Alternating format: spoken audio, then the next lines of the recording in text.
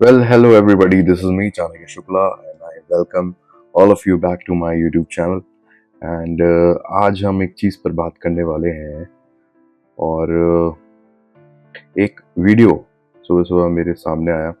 पुराना वीडियो है वैसे तो, और एक मीम पेज के थ्रू मेरे पास आया और शायद मैंने पहले देखा भी था, पर तब इस पर कुछ रिएक्ट किया नहीं बिकॉज थोड़ा मेरे को नेगेटिविटी लगी इसको देखकर।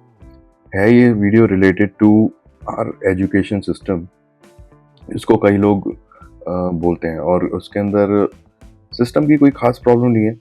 It's about like how people teach. I won't call them teachers because they are not teaching.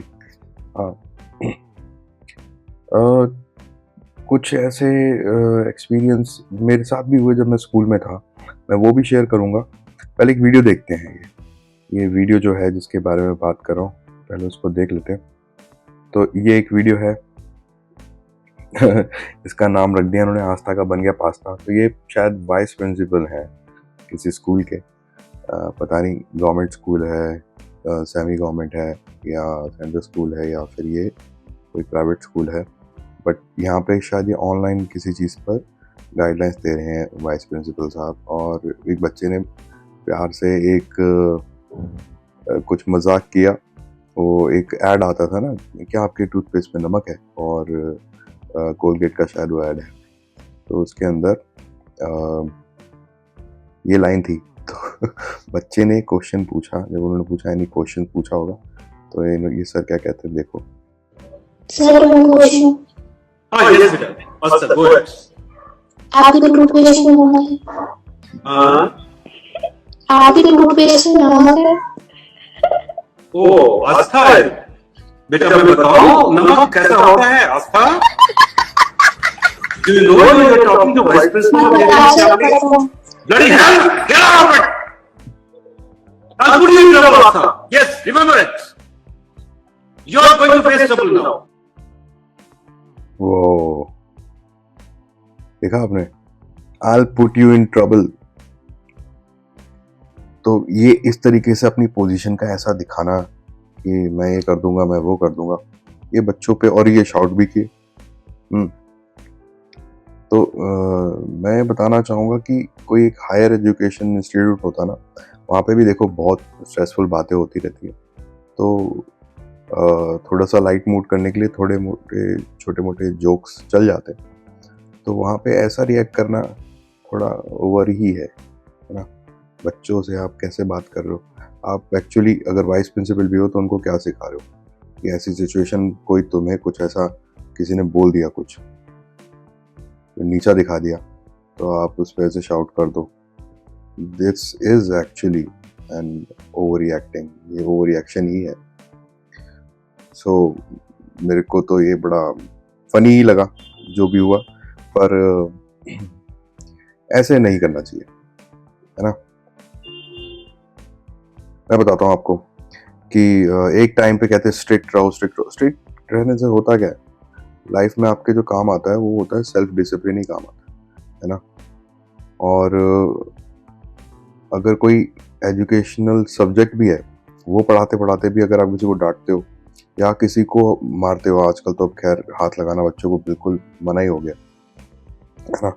लेकिन हमारे टाइम तक ही कुछ था, और शायद वो हमारे टाइम तक ही था, उसके बाद फिर लगाया नहीं किसी ने हाथ। क्योंकि एक इंसिडेंस हमारे टाइम पे भी ऐसा हुआ कि प्रिंसिपल हमारे टाइम पे बहुत ज़्यादा अग्रेसिव हो गए थे, है ना। उनको लगने लगा कि बच्चे सुधर रहे हैं, ये क्या हो रहे हैं, तो वो सबको बहुत मारते रहे, ज़रा ज़रा सी बात पे, मतलब बहुत सिली बातें। आप क्लास से बाहर हो, पानी पीने भी गए हो तो भी उनको भी मार देते थे, जो बच्चा नहीं पढ़ रहा है उसको भी मार देते थे, जस्ट उसकी मार्कशीट देखी, कुछ नहीं पता कि किस चीज़ में वो अच्छा है, किस चीज़ में बुरा है। और इससे क्या होता है, बच्चे सीखे ना सीखे, उनमें दहशत फैल जाती है कि कोई एक आदमी हमें मार रहा है, और ये दहशत आपको लगता है कि वो हमेशा रहेगी उसके अंदर। ऐसा नहीं होता है। Psychologically it develops into a rage. Rage मतलब कि आज मैं कमज़ोर हूँ तो ये मेरे पे हाथ उठा रहा है, कल को मैं इतना ताकतवर बनूंगा, मैं इससे बदला जरूर लूँगा। तो वो एक रेज डेवलप हो जाती है, और बिल्कुल बच्चे आगे तो बढ़ेंगे, और फिर वो उस व्यक्ति को हेट करने लग जाते हैं। व्यक्ति छोड़ो, अगर कोई सब्जेक्ट है मान लो अगर मैथ्स का टीचर ऐसा है, फिजिक्स का टीचर ऐसा है, सोशल स्टडीज़ का टीचर ऐसा है, कोई ऐसा सब्जेक्ट है जो जिसमें एक बच्चा वीक खुद को महसूस करता है, उसके मार्क्स नहीं आ पाते हैं और टीचर उस पर हाथ उठा दे या कुछ ऐसा डांट दे उसको, तो वो सब्जेक्ट को ही हेट करने लग जाता है। जबकि सब्जेक्ट की क्या गलती? सोचो, सब्जेक्ट जो इतने सालों की मेहनत करके साइंटिस्ट लोग अपना पैशन, अपनी ज़िंदगी लगाकर एक सब्जेक्ट पे कंट्रीब्यूट करते हैं, नई नई थ्योरीज देते हैं। जिस टाइम पे नॉलेज ही नहीं थी, तो वो उस टाइम पे दिन रात मेहनत करके नई नई थ्योरम्स निकालते रहे ताकि लोगों को समझ आए कि रियलिटी क्या है। और उसके बाद जब तक वो चीज़ स्टूडेंट्स तक एक एजुकेशन इंस्टीट्यूट के थ्रू पहुंचती है, तो वहाँ पर किसी एक टीचर की इल बिहेवियर की वजह से वो बच्चा जो है उसको ज़िंदगी भर के लिए उस सब्जेक्ट को हेट करने लग जाएगा। होता है ऐसा। अगर मैं गलत कह रहा हूँ तो आप मेरे से इस पर बहस कर सकते हैं, राइट? और ऐसा भी नहीं कि अगर वो नहीं बताएंगे तो वो उनको समझ नहीं आएगा। इसके पीछे एक थ्योरी भी है जिसके ऊपर मैंने खुद भी एक आर्टिकल भी लिखा है और शायद जल्दी एक बुक भी लिखूंगा। तो उसमें क्या है कि ऐसा होता है, दो चीज़ होती है दिमाग के अटेंशन की। एक होती है इन द मोमेंट रहना, एक आउट ऑफ द मोमेंट रहना। इन द मोमेंट मतलब जब मैं यहाँ हूँ, इस कमरे में हूँ, तो इस कमरे की ही बातें कर रहा हूँ, मेरे सामने क्या पड़ा है, ये क्या हो रहा है। एक होता है आउट ऑफ मोमेंट, मतलब आप यहाँ नहीं हो लेकिन आप कहीं और की भी बातें कर सकते हो। ये क्षमता शायद इंसान के पास ही है। तो आप क्लासरूम में बैठे जहाँ पर सिर्फ कुर्सियाँ, बोर्ड और किताबें हैं, या फिर लैपटॉप कंप्यूटर भी है, आप आउट ऑफ मोमेंट चीज़ें पढ़ा रहे हो उसको, ऐसी चीज़ें के बारे में बता रहे हो, ऐसी चीज़ों के बारे में जो शायद उस वक्त की भी नहीं है। हिस्ट्री पढ़ा रहे हो अगर, या अगर आप किसी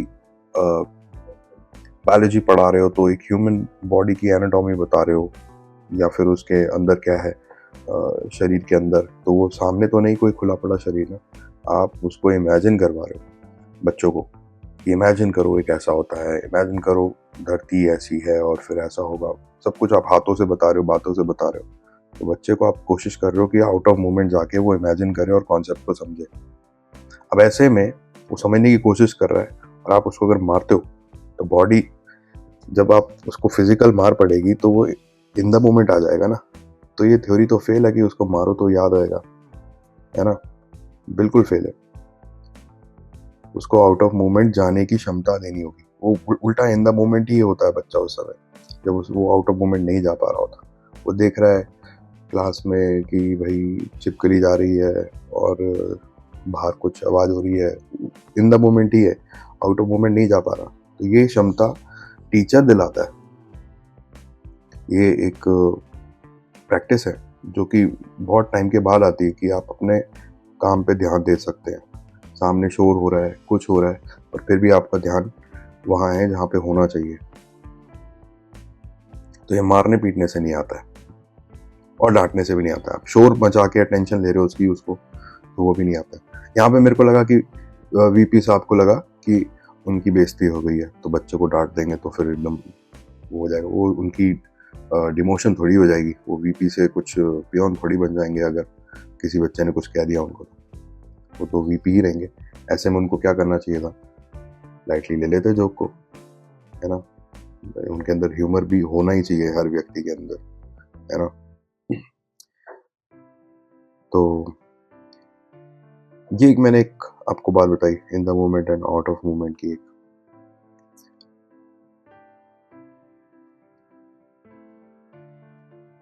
और क्या कहोगे इसके ऊपर, आप शेयर कर सकते हो, क्योंकि कई लोगों के साथ ऐसा ही था। अब मैं रिसेंटली कुछ बच्चों को पढ़ाता हूँ या बात करता हूँ, तो फिर बहुत मैं इन चीज़ों को समझते हुए, क्योंकि मैंने खुद भी फेस करी एक टाइम पर, और जब समझाना बच्चे पसंद करते हैं मेरे को इस वजह से कि आप जिस तरीके से समझाते हो, पढ़ाते हो। मैं कुछ खास तो नहीं करता हूँ, है ना? टीचर का एक काम है काम मतलब जो करके आपको पैसे मिले।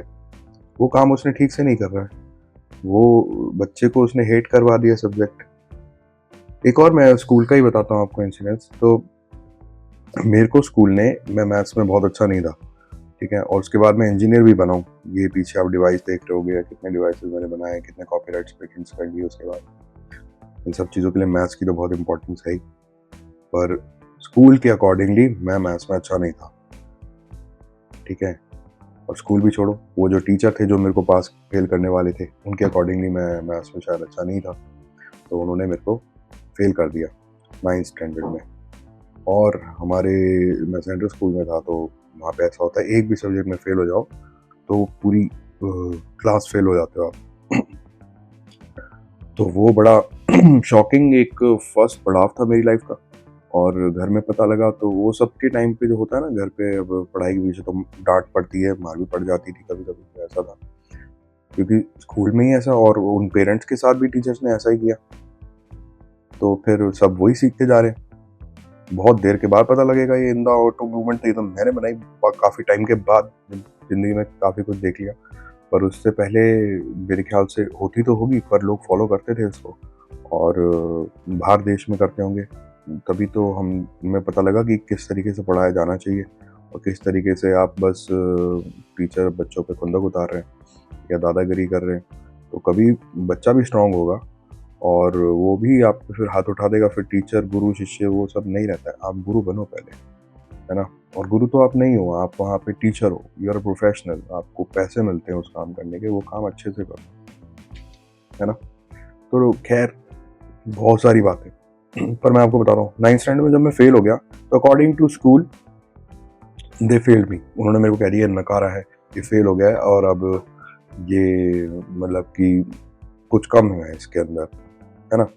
अब उसके बाद मेरे फादर ने उस समय कहा कि इंस्टेड किसी और स्कूल में शिफ्ट होने के, सीधा 10th करने के इसी स्कूल में जाओ और अपनी, क्योंकि life is all about people and politics, है ना। वो लोग हैं, सिस्टम ने फेल नहीं किया, और ऐसा भी नहीं कि तुम थोड़ा कम दिमाग रखते हो, वहीं जाओ, उन्हीं लोगों में इज्जत वापस बनाओ। तो मैं 9th स्टैंडर्ड मैंने रिपीट किया उसी स्कूल में जहाँ मैं फर्स्ट से पढ़ रहा था।